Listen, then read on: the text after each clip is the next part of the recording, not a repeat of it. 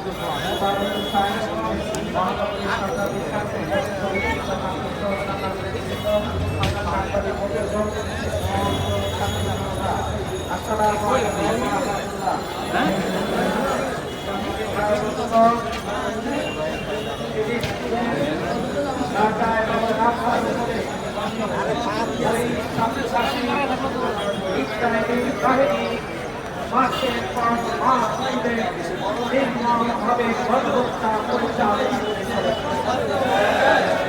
আজকের পৃথিবী আজকে ভারতমুক্ত হয়েছে।